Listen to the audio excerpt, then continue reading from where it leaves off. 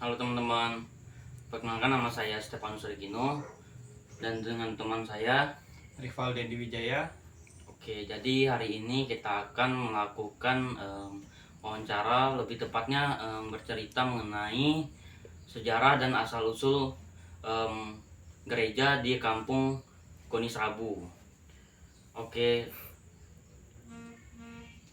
teman-teman, sekarang kita sedang berada di Gonisrabu dan sekarang kita bersama narasumber. Oke, dengan siapa Om namanya? Bapak Ignatius Suprianto. Oke, dengan Bapak Ignatius Suprianto. Jadi kami ingin menanyakan beberapa hal mengenai asal-usul gereja di kampung ini. Baik nih Om, untuk pertanyaan yang pertama nih, bisa enggak sih Om ceritakan sejarah kapan masuknya agama Katolik di kampung Gonisrabu ini? Kalau sejarah gereja Katolik masuk Gonisrabu ini, kalau tidak salah itu tahun 60-an sudah masuk itu dibawa dulu itu sama pastor yang dari orang barat lah, cuman namanya lupa kalau nggak salah itu namanya itu. Nah, itu sudah mulai masuk dulu di gereja. Itu masih, kalau dulu gerejanya belum ada, masih di kapel-kapel, masih di rumah-rumah gitu, belum ada gereja lah waktu itu. Baik. Itu sih. Untuk pertanyaan kedua nih, siapa orang pertama yang dibaptis Om? Kalau pertama dibaptis, soalnya kan itu silsilah ya, kalau enggak salah kurang paham juga sih yang dibaptis ini kan, karena sudah tua juga, udah lama juga kan. Kalau enggak salah dulu tuh Pak yang paling aktif dulu pemimpin umatnya itu Pak Buyan namanya itu.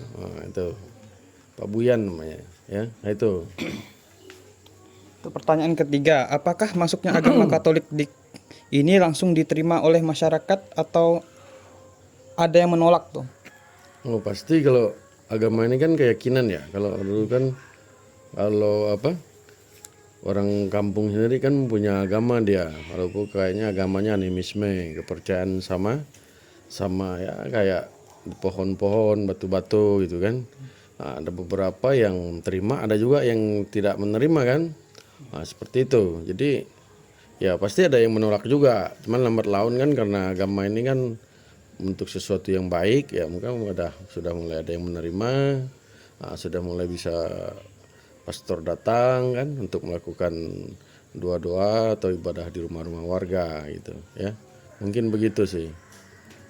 Oke, Om. Kita lanjut pertanyaannya. Kira-kira apa pengaruh adanya agama Katolik masuk ke kampung ini? Kalau pengaruh ya pengaruh baiknya ya, pertama yaitu kan agama ini kan membawa misi kebaikan ya, membawa misi kebaikan. Nah, dalam arti kata bahwa ya untuk menuju sesuatu yang positif lah, untuk membina iman kan. Orang imannya dari anak-anak, kalau seperti sekarang kan dari anak-anak aja dia sudah punya iman gitu, sudah punya agama. Jadi ya itu sisi positifnya ya, jadi pengaruh yang sangat besar itu. Kalau menurut saya itu bahwa iman anak-anak sudah tertanam dari kecil untuk saat ini gitu. Oke. Berarti sangat banyak ya pengaruhnya. Banyak. Kemudian adakah agama yang masuk ke kampung ini merubah sistem kepercayaan masyarakat? Misalnya nih Om, yang dulunya ketika kita buka ladang atau buat rumah harus melakukan ritual, yang kemudian dengan adanya masuknya agama ini diganti dengan doa-doa.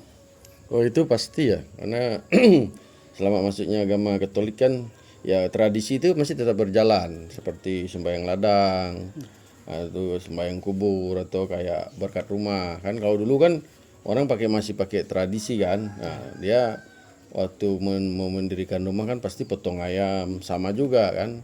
Nah, tapi sekarang kan sudah kalau dulu sistemnya pakai apa namanya itu, masih pakai mantra-mantra ya kan.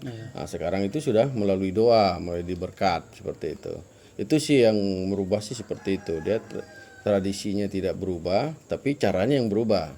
Dari caranya yang melalui apa mantra-mantra gitu kan, sekarang sudah dengan doa ya. Nah, seperti itu sih. Berarti adat istiadat dan juga agama ini tetap berjalan setara gitu ya, Ya, Om? berbanding lurus dia, berbanding lurus antara adat istiadat sama agama. Oke. Nah, kira-kira nih, Om, dengan adanya masuk agama awal masuknya agama Katolik ini, ada nggak kira-kira kisah unik atau yang menarik gitu, Om? Nah, kalau kisah yang menarik ya kan, agama ini kan banyak juga orang yang tidak percaya. Iya. Pokoknya satu keluarga dulu mungkin tidak percaya sama Tuhan gitu kan. Iya. Agama Katolik masuk, ada juga waktu itu yang mengejek, tapi sepertinya sekarang mereka lah yang paling yang paling taat gitu. Nah, itu yang satu. Yang kedua ya, kerjasama antar masyarakat itu terlihat jelas gitu kan. Nah, kita kayak di Gunung Serabu ini kan, kita dari kapel kecil, kemudian kita buat gereja, habis itu sekarang menjadi gereja yang cukup besar itu ya. Nah, kisah-kisah unik ini sebenarnya kalau di dalam rumah tangga banyak gitu kan. Dulu orang yang tidak percaya ya kan. Nah, sekarang lebih percaya gitu. Itu. Seperti itu ya. Berarti teman-teman, agama Katolik itu sangat berpengaruh dan bermanfaat, terutama khususnya bagi masyarakat di Kampung Goni Serabu ini. Begitu ya, Om? Iya, iya, karena di sini ya, hampir hampir mayoritas kalau yang penduduk lokal itu kan hampir mayoritas Katolik. Adapun agama, kalau mengagama di sini ya kan banyak lah agama di sini kan, ada beberapa agama juga seperti Muslim, agama Islam, Protestan. Tetapi secara mayoritas kan di dusun Goni Serabu ini kan Katolik. Ya, Baik teman-teman, mungkin sekian penjelasan singkat dari kami, dan juga kami mengucapkan terima kasih untuk Bapak siapa tadi, Pak? Ignatius Suprianto. Bapak Ignatius atas kesempatannya mau bercerita dan berbagi kepada kami mengenai asal mula dan asal usul masuknya gereja dan agama di kampung ini.